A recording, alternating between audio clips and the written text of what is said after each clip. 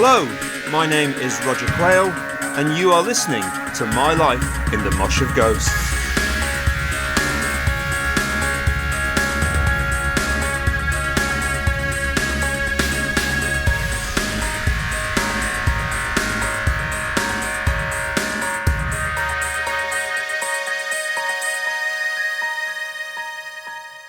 Hello there, and welcome back to My Life in the Mosh of Ghosts with me, your host, Roger Quayle, and thank you for joining me. Today's episode is my first trip abroad with The Box, the Sheffield band I was a member of, on a 2-night mini tour of the Netherlands in November 1982. We will be dipping in and out of gigs with The Box in forthcoming episodes, mostly with the band as a support act to bigger names. But this new one is all about the excitement of going somewhere for the first time and the thrill of discovering new places and new experiences.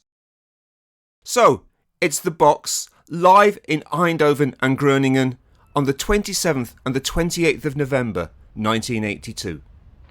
Here we go.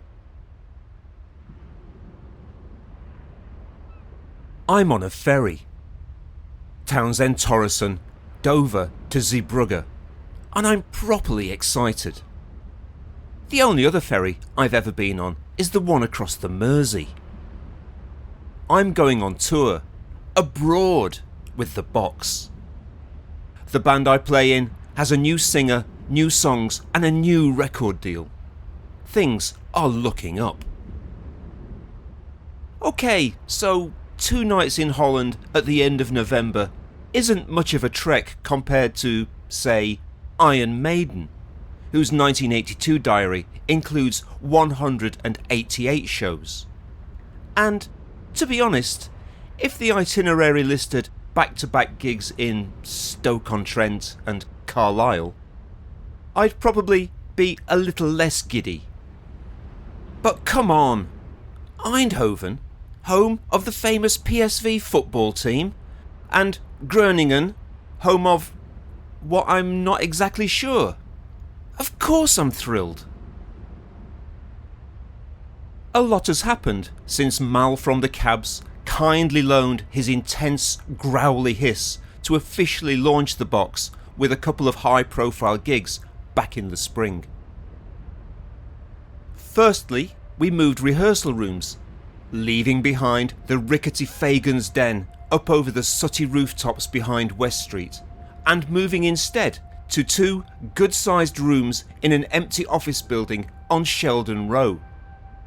Just off the Wicker, we share this space with Tim Owen and his naked pygmy voles. Secondly, we have a new singer.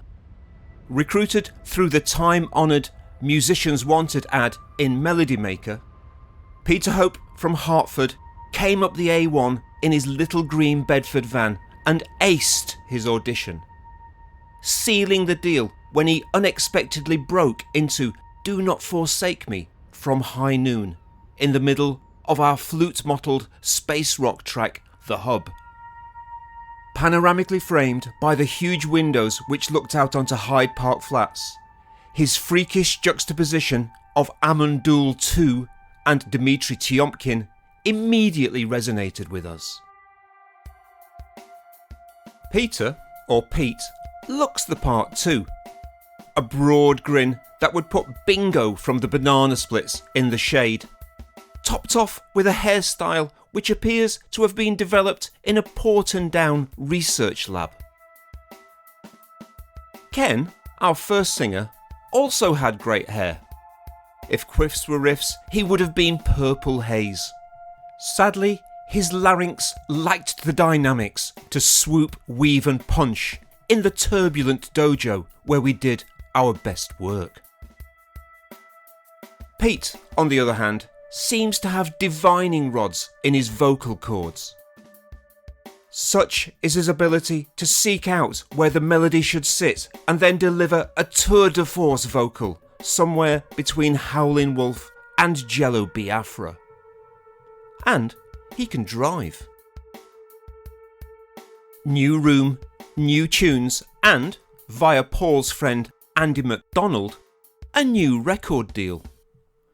With roots in South Yorkshire, Andy has been working in the press office at Stiff Records in London.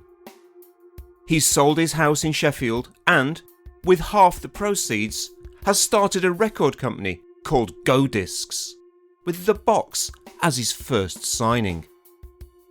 Andy's long march to multi-platinum Brit Award-winning glory with the likes of The Beautiful South, Paul Weller and Gabrielle starts here. The Box Mark III made its live debut at the freshly reopened Lead Mill in Sheffield on October the 11th, followed by a London show at the In Vogue Fridge in Brixton. Charlie delighting a couple of local little kids with an impromptu run-through of the theme song from The Sooty Show on his soprano sax during soundcheck. In between, there's been a return to Jacob's recording studio near Farnham in Surrey, reuniting Charlie, Paul and myself with producer Ken Thomas, who produced Thirst by DVA. With Ken once more at the desk, we recorded 5 tracks for the Box's forthcoming EP. On the way to the ferry, we call at a Thameside loft in Rotherhithe to pick up Rita, the tour manager. Rita's job is to get us from A to B, or Gouda to Edam, in Holland, on time and with the minimum of fuss. A garrulous, likeable young woman, Rita is the answer to that seldom asked question: just what would Barbara Windsor look like fronting the Au Pairs? Sketched by Donald McGill and styled by Shelter, she has the somewhat disconcerting habit of coming close, very close, whilst in conversation.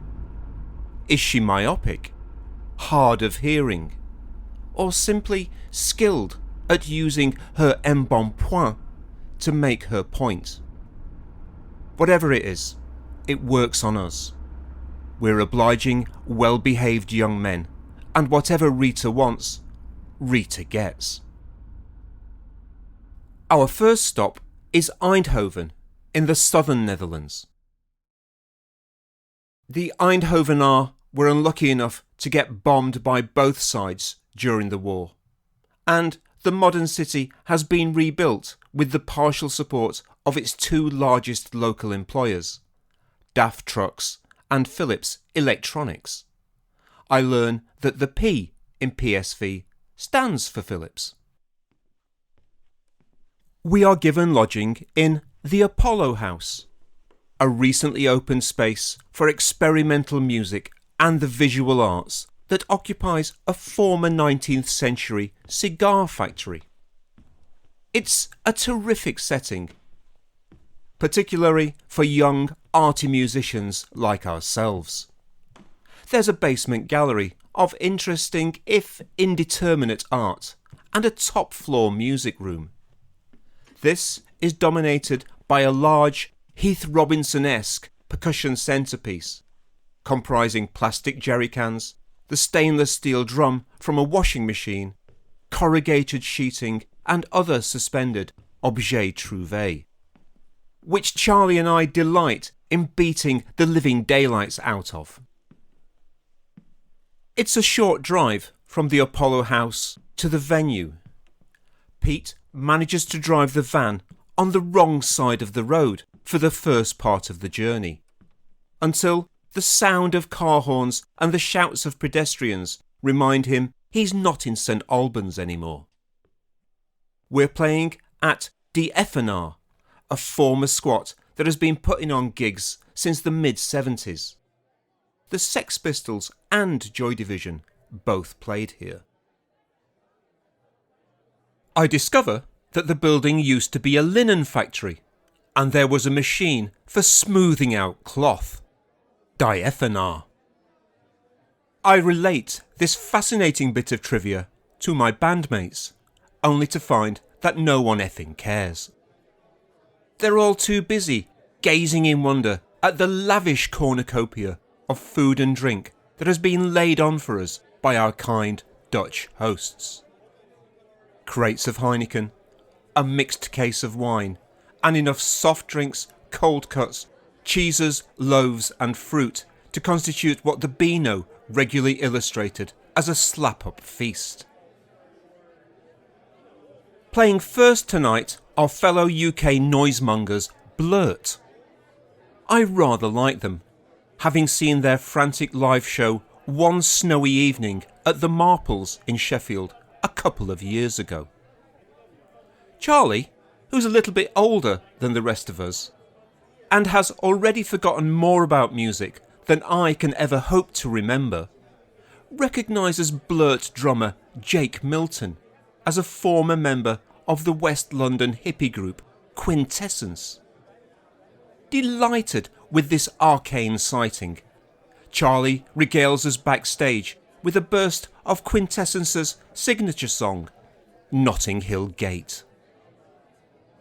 We're getting it straight in Notting Hill Gate. We all sit around and meditate.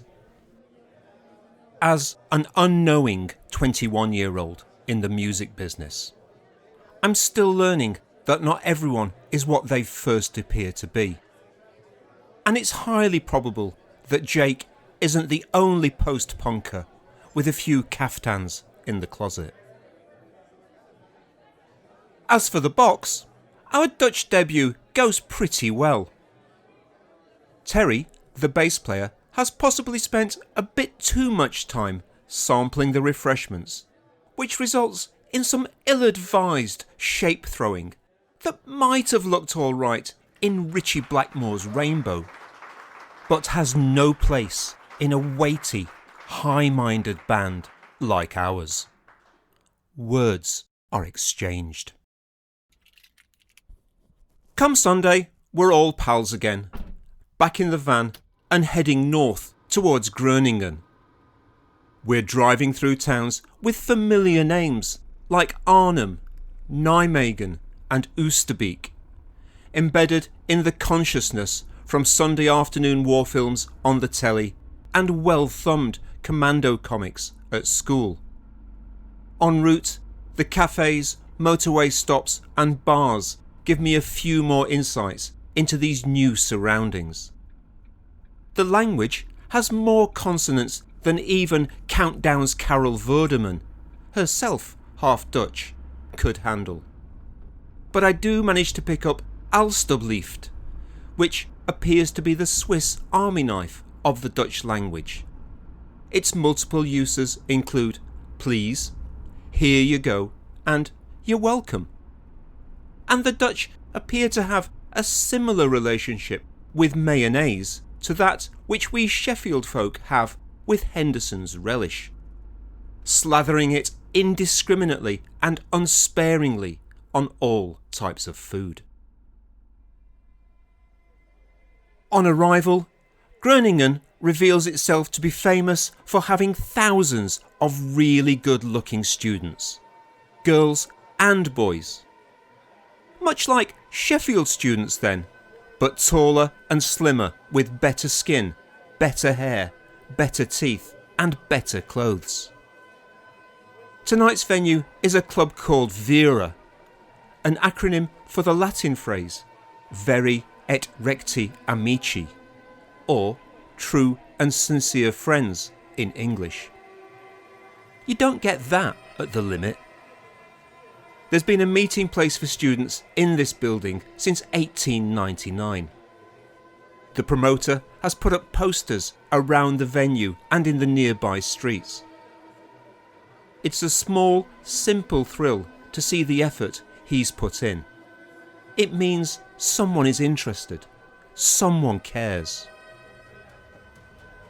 A low stage, a low ceiling and a loud, punchy PA. The room is generously populated with the aforementioned handsome young folk of Groningen. We play the same songs that we played in Eindhoven last night, but better. Continuing with the no chat, no gaps, no quarter approach we started with Mal up front. Our presentation is terse, tight and focused. We're still playing at the audience rather than for them. However, our anti-rock and roll, no encore stance crumbles after 30 seconds of sustained applause from the VERA crowd. And we go back on and play not one, but 2 more songs. It turns out there's more rainbow in us than we think. The overall feeling is that this was our best gig yet. We've raised the bar and now we're going to drink it dry. Commitment. I think about Pete and how he's moving his wife and young family up to Sheffield. He believes in the band. And Andy MacDonald, who has bet the farm, well, the Sheffield 2 up 2 down, on the box. That's commitment. I'm still holding down the job at the National Coal Board, paddling in the surf while Pete and Andy have gone off in the boat to hunt for the shark. I hope this works out. For them and for us.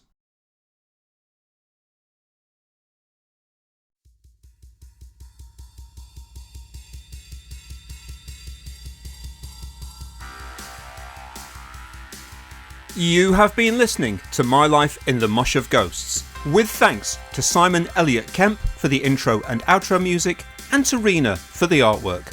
Special thanks to Paul Widger, Pete Hope, Charlie Collins and Terry Todd. Thanks also to Nigel Floyd. Join me again next time for another episode from My Life in the Mosh of Ghosts. Until then, this is Roger Quayle saying thank you and bye bye.